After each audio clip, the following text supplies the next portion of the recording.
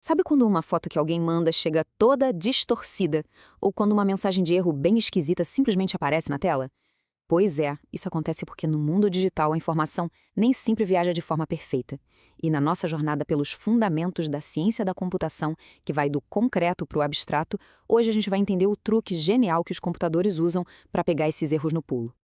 A grande questão é, como é que um computador sabe que uma mensagem foi corrompida no meio do caminho?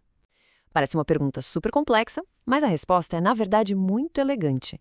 Pensa em qualquer tipo de dado digital, de uma mensagem de texto a um arquivo pesado. Como é que a máquina que recebe esses dados tem certeza de que tudo chegou direitinho, sem nenhum erro? Olha, no nível mais básico de todos, qualquer informação digital é só uma sequência de zeros e uns. Tipo essa aqui. É a linguagem universal dos computadores. Vamos pensar nessa sequência como nossos dados originais, perfeitos, o nosso ponto de partida.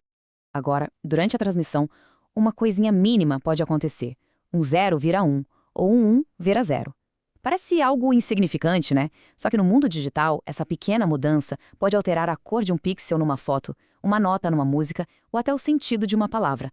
É um erro minúsculo, com consequências que podem ser gigantescas. Ok, então como é que um computador consegue detectar uma alteração tão pequena, mas tão crítica? Uma das soluções mais antigas e, sinceramente, geniais para isso é o chamado princípio da paridade. A ideia de paridade é, na verdade, bem simples. Vem lá da matemática. É a qualidade de um número ser par ou ímpar. Na computação, a gente pega esse conceito e aplica aos nossos dados, contando quantos bits de valor 1 existem numa sequência. É basicamente uma verificação super direta baseada em contagem.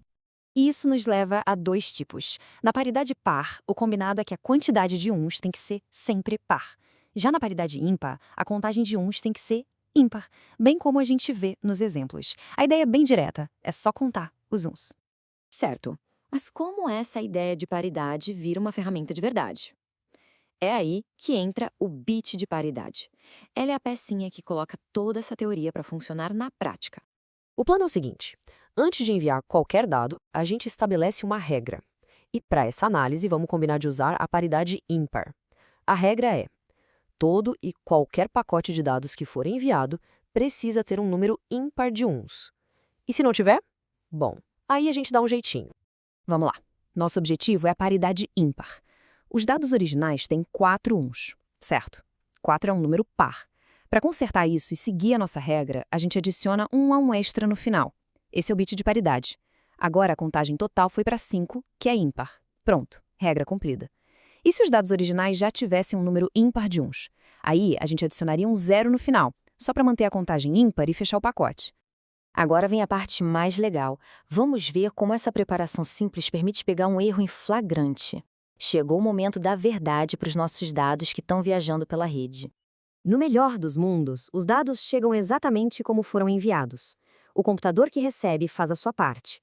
Conta os uns, encontra 5. Opa, 5 é ímpar. Ele confirma. Tudo certo, a regra foi seguida, os dados estão intactos. Mas e se um bit virar no meio do caminho? Olha só o que acontece.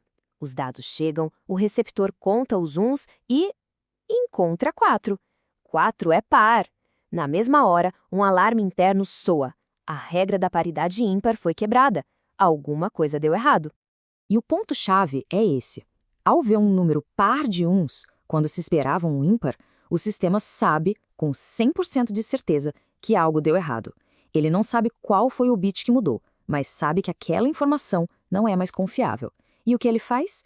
Descarta esses dados e pede para o remetente. Manda de novo.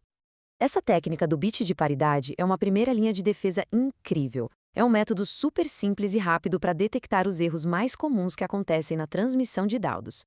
Mas, como a gente vai ver, ela não é perfeita. E aqui estão as suas limitações. O bit de paridade é ótimo para gritar: "Ei, tem um problema aqui", mas ele não consegue consertar o problema. Ele também não aponta o dedo e diz qual foi o bit específico que mudou. E o mais importante de tudo, se por muito azar 2 bits virarem ao mesmo tempo, a contagem de uns pode voltar a ser ímpar, e aí o erro passaria batido, totalmente despercebido pelo sistema.